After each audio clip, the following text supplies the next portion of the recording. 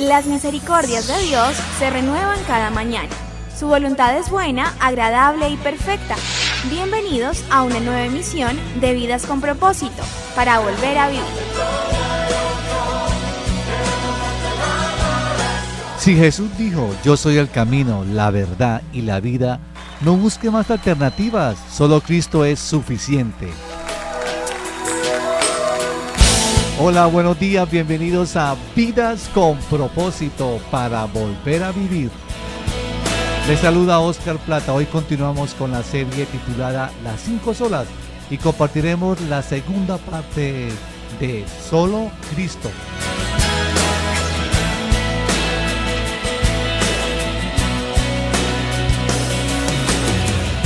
Tú nos creaste con un propósito. Solo Cristo es la cuarta sola, el cuarto grito de los reformadores del siglo XVI. Está con nosotros, como de costumbre, Ángelo Becerra, pastor de la comunidad Vida con Propósito, Iglesia de las Asambleas de Dios de Colombia, y también nos acompaña Beatriz Cifuentes, líder de la iglesia. Buenos días, Beatriz, bienvenida. Gracias, Oscar, buenos días y muy buenos días a todos nuestros oyentes en esta mañana. Gracias por acompañarnos. Y hoy compartiremos la segunda parte de la cuarta sola, como decía Oscar, Solo Cristo. Y en el programa anterior vimos dos razones del por qué los reformadores gritaron categóricamente Solo Cristo. Primero, porque solo Cristo vivió perfectamente. Ni Confucio, ni Mahoma, ni Buda, ni María, ni Pedro, ni Pablo, ni ningún otro líder religioso vivieron perfectamente. Solo Cristo. La segunda razón es consecuencia de la primera, porque solo Cristo murió por los pecadores. Como Cristo vivió perfectamente, Él y solo Él era el único que podía presentarse como el Cordero de Dios para quitar el pecado del mundo. Tú nos creaste con un propósito. Pastor Ángelo, buenos días. Buenos días, Oscar, buenos días, Betty, y buenos días a usted, oyente, que con toda gentileza nos permite llegar a su vida. Dos razones por las cuales los protestantes, los cristianos, creemos solo en Cristo: porque solo Cristo vivió perfectamente y porque solo Cristo murió por los pecadores. ¿Qué otra razón existe para creer solo en Cristo? La tercera razón, Oscar, es esta: porque solo Cristo resucitó de entre los muertos. Dice Hechos 2:32, a este Jesús Dios lo resucitó y de ello todos nosotros somos testigos. Pues cabe decir que la única tumba vacía es la del Señor Jesucristo, pues la muerte no pudo retenerlo. Jesús, el Hijo de Dios, vive para siempre. Digamos que esta fue una de las verdades que desde un inicio los enemigos de Cristo, el maligno, Satanás, quisieron desvirtuar, y es lógico que así lo hicieran, porque si Cristo no resucitó, en palabras del apóstol Pablo, pues vana es nuestra esperanza, nuestra fe. Si Cristo no ha resucitado, dijo Pablo, nuestra fe no sirve de nada y nosotros estamos aún en nuestros pecados. ¿Cómo quisieron desvirtuar la realidad de la resurrección de Cristo? Bueno, los religiosos de la época de Jesús pagaron a los guardas del sepulcro para que dijeran que el cadáver del Señor Jesús había sido robado. Esa es la versión, dice Mateo 28, 12 al 15. Después de reunirse estos jefes con los ancianos y de trazar un plan, les dieron a los soldados una fuerte suma de dinero y les encargaron: digan que los discípulos de Jesús vinieron por la noche y que mientras ustedes dormían se robaron el cuerpo. Y si el gobernador llega a enterarse de esto, nosotros responderemos por ustedes y les evitaremos cualquier problema. Así que los soldados tomaron el dinero e hicieron como se les había instruido. Esta es la versión de los sucesos que hasta el día de hoy ha circulado entre los judíos. O sea que una vez se conoce lo de la resurrección, los enemigos del Señor, los religiosos de la época, quisieron tapar la resurrección diciendo que los discípulos habían robado el cuerpo de Jesús. Pastor, ¿existen evidencias de la resurrección de Cristo? Una de las evidencias más notorias, por supuesto que existen, y una de las evidencias más notorias y también irrefutables de la resurrección del Señor es la vida y la muerte de los apóstoles. Uno pregunta, ¿cómo se explica el cambio tan dramático que tuvieron los apóstoles después de lo que los escépticos llaman la aparente resurrección? O sea, ¿cómo es que ellos cambian tan tan súbitamente y tan, digamos, de un polo al otro? La respuesta es sencilla: ellos vieron a Jesús resucitado. ¿Cómo uno explica que unos atemorizados discípulos en la noche de la aprehensión de Jesús, y que se esconden y que están guardados y que están a puerta cerrada, ahora estén públicamente diciendo que lo vieron resucitado, y es más, que estén dispuestos a dar la vida por Jesús? Pues la respuesta es sencilla: ellos contemplaron a Jesús con sus propios ojos, lo vieron resucitado, ellos lo tocaron con sus propias manos y también lo oyeron, porque Jesús les habló, estando resucitado les habló, y ellos lo oyeron con sus propios oídos. Estimados oyentes, ¿ustedes creen que ellos estuvieron dispuestos a morir por una mentira? Vea, son muchos los que viven por una mentira, pero nadie estaría dispuesto a morir por una mentira. Pero algunos argumentan que los apóstoles tuvieron una alucinación. Dicen que ellos creyeron que lo habían visto resucitado. Bueno, eso que usted mencionó, Oscar, es cierto. Los escépticos dicen que la aparente aparición del Cristo resucitado fue una alucinación que tuvieron los discípulos. Digamos que la posibilidad de que 11 personas, de que 11 discípulos tuvieran la misma alucinación, es una en billones de billones, ¿verdad? Si hiciéramos el cálculo matemático, la probabilidad sería una en billones de billones. Y bueno, listo, vamos a suponer que los 11 apóstoles tuvieron una alucinación, lo cual es improbable, ¿no? Y matemáticamente pues podría decirse que hasta imposible. Pero que 500 personas tengan la misma alucinación de ver a alguien resucitado, por favor, eso es totalmente imposible en cualquier cabeza que maneje algo de lógica. Imposible que 500 tengan la misma alucinación. ¿Por qué dice eso, pastor? ¿Acaso además de los apóstoles, otros vieron a Cristo? Usted nos acaba de decir que 500 personas. ¿Quiénes vieron a Cristo resucitado antes de ascender a los cielos? Sí, los evangelios registran, y el libro de los Hechos registra, y Corintios registra, que el Señor no solo se le apareció a los discípulos, a los 11, sino que también se le apareció a otras personas. Voy a comentar algunos. Jesús se le aparece a las mujeres que fueron a la tumba, ¿no? Quizás pues para la época sí era muy probable que las mujeres hubiesen tenido una alucinación. O sea, si Jesús solamente se le aparecía a las mujeres y nadie más sino que 2 mujeres vieron a Jesús, bueno, entonces ya queda ahí como en entredicho. Pero Jesús no solo se le apareció a 2 mujeres, también después se le aparece a los 11. Y Pablo escribe en 1 Corintios 15:6, y ahorita lo voy a leer, que se le apareció a más de 500 hermanos a la vez, no uno a uno, ni en grupos de 10, ni de 50, sino al mismo tiempo se le apareció a 500 discípulos o a 500 hermanos, dice Pablo. Esto eleva la imposibilidad de que haya sido una alucinación colectiva, porque es que son 500, ¿no? Primero a los Corintios 15, el 1 al 8, Leo dice: ahora, hermanos, quiero recordarles el evangelio que les prediqué, el mismo que recibieron y en el cual se mantienen firmes. Mediante este evangelio son salvos, si se aferran a la palabra que les prediqué. De otro modo habrán creído en vano, porque ante todo les transmití a ustedes lo que yo mismo recibí, que Cristo murió por nuestros pecados según las Escrituras, que fue sepultado, que resucitó al tercer día según las Escrituras, y que se apareció a Cefas y luego a los 12. Después se apareció a más de 500 hermanos a la vez, la mayoría de los cuales vive todavía, aunque algunos han muerto. Luego se apareció a Jacobo, más tarde a todos los apóstoles, y por último, como a uno nacido fuera de tiempo, se me apareció también a mí. Entonces aquí el apóstol Pablo está mostrando evidencias contundentes de la resurrección, y está mostrando que este es el evangelio. O sea, no creer en la resurrección de Cristo Jesús es sencillamente creer en otro evangelio. ¿Cuántos días estuvo en la tierra resucitado el Señor Jesús y qué estuvo haciendo? Bueno, nos resuelve esa pregunta Hechos 1:3. Dice: después de padecer la muerte, se les presentó dándoles muchas pruebas convincentes. La Reina Valera dice pruebas indubitables, dándole muchas pruebas convincentes de que estaba vivo. Durante 40 días se les apareció y les habló acerca del reino de Dios. Entonces, ¿cuántos días? 40. ¿Qué estuvo haciendo? Dando pruebas indubitables, hablándoles acerca del reino de Dios, hasta comió, hasta le dijo a Tomás, mete en tu dedo. O sea, Jesús se podía tocar, se podía palpar. Esas son pruebas convincentes de la resurrección. Pastor, ¿qué implicaciones tiene el que solo Cristo haya resucitado?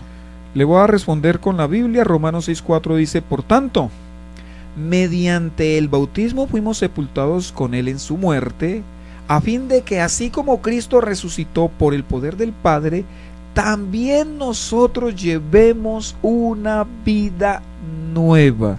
Entonces su merced me pregunta, ¿qué implicación tiene el que solo Cristo haya resucitado? Pues la implicación es que nosotros debemos tener una vida nueva por Cristo y para Cristo. Si no hay vida nueva, entonces en realidad no se ha creído que el poder de Cristo que obró para levantarlo entre los muertos, entonces pueda librarnos del poder a nosotros del pecado. Este pasaje habla del bautismo y a propósito, de forma básica, ¿qué significa o qué simboliza o qué simbolismo tiene el bautismo según la Biblia? Bíblicamente el bautismo tiene un triple significado que todo cristiano pues debería conocer antes de bautizarse, ¿no? O sea, se le debe enseñar al discípulo qué significa o qué simbolismo tiene el bautismo. Número 1, morir con Cristo. O sea, el bautismo simboliza muerte, ¿cierto? Muerte al pecado. Número 2, resurrección para una nueva vida. O sea, el símbolo es que cuando sumergimos a la persona, esa persona muere al pecado. No es que en ese momento muera, o sea, ya murió porque es un símbolo de algo que ya sucedió internamente. Entonces, el sumergir, lo que simboliza de la muerte, sacarlo de las aguas significa resurrección para una nueva vida, pero también la otra parte o el otro símbolo del bautismo es que hay resurrección de entre los muertos para vida eterna. Es por esto que quien en verdad ha creído en Cristo Jesús como único mediador entre Dios y los hombres, entonces se bautiza, haciendo evidente al mundo y a la iglesia que ahora es un hijo de Dios. Quien ha creído en Cristo Jesús dice 3 afirmaciones por medio del bautismo. Morí con Cristo, eso tiene que ver con su pasado. Vivo por Cristo, eso tiene que ver con su presente.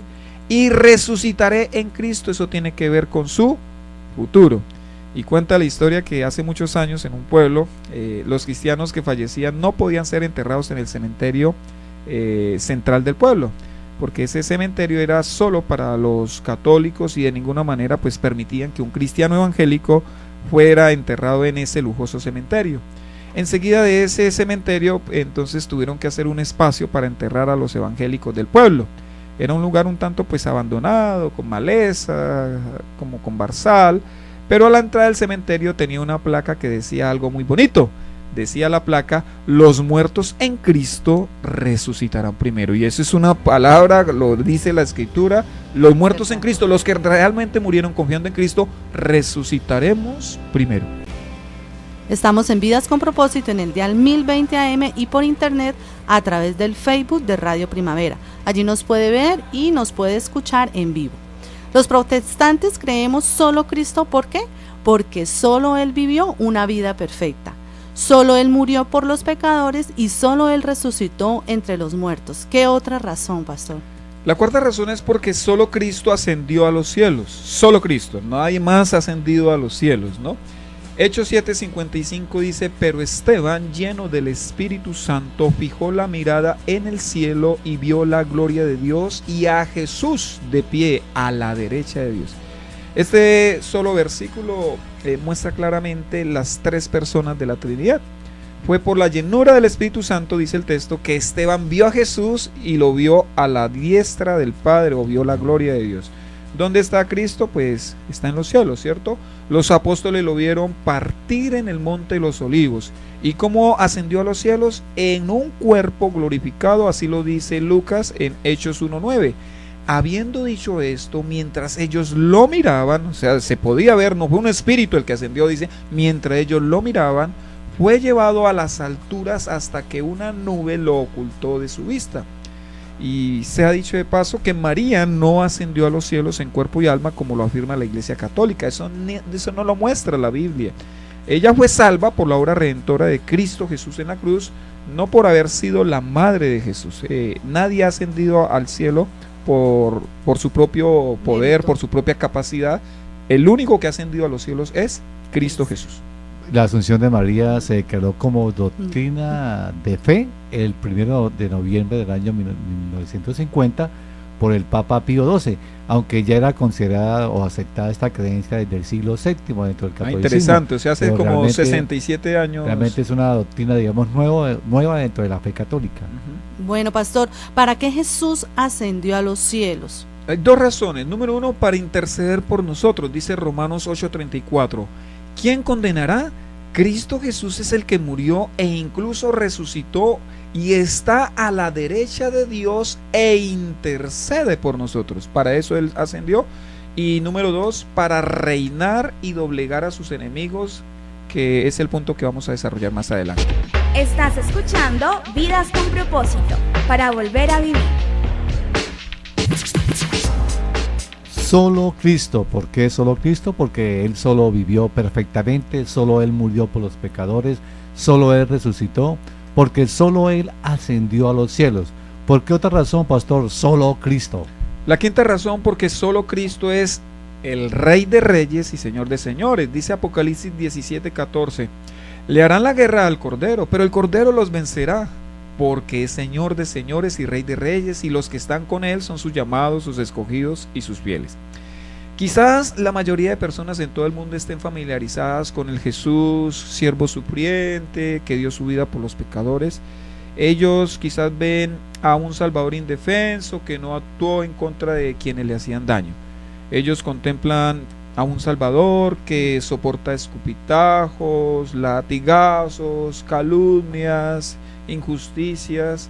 Lo que ignoran quizás es que ese mismo Jesús en muy pero muy poco tiempo mostrará a toda la humanidad que Él es el Rey de Reyes y Señor de Señores. Pastor, porque dice que dentro de muy poco tiempo Jesús mostrará que es el Rey de Reyes y Señor de Señores. Bueno, hay una profecía que escribió David en el Salmo 110, versículo 1, que dice así: Así dijo el Señor a mi Señor, siéntate a mi derecha hasta que ponga a tus enemigos por estrado de tus pies.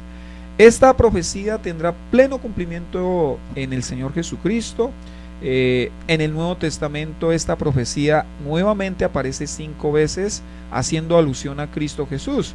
Miremos cómo fueron utilizadas en el Nuevo Testamento. Voy a leerla rápidamente. Mateo 22:44 dice así: Dijo el Señor a mi Señor, siéntate a mi derecha hasta que ponga a tus enemigos debajo de tus pies.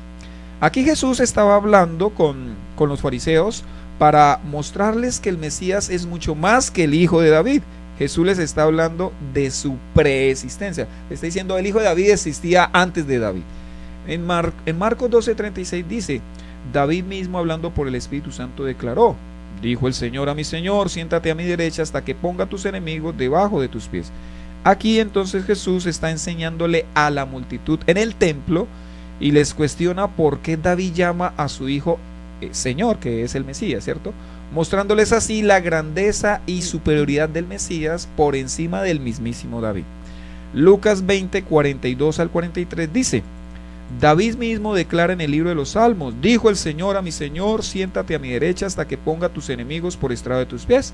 En este pasaje Jesús acaba de responderles a los saduceos acerca de la resurrección y les hace la contrapregunta de por qué la gente afirma que el Cristo es hijo de David, pero al mismo tiempo David lo llama Señor y los pone cabezones. Oiga, sí, lo llama Señor al hijo de David.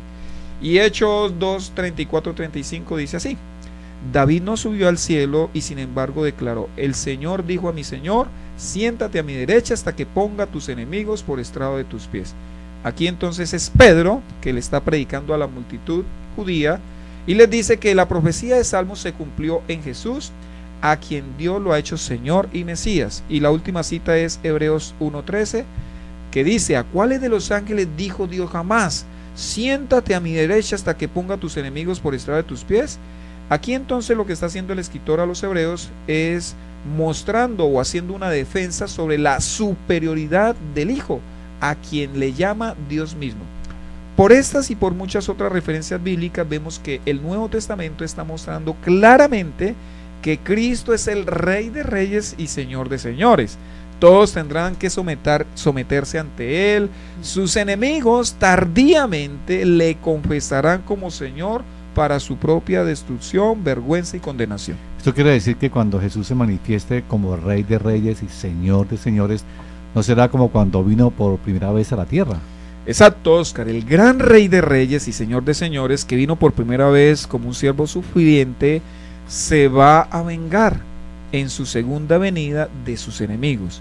Él desatará la ira y la justicia de Dios ante un mundo pecador que una y otra y miles y millones de veces han rechazado su oferta de amor.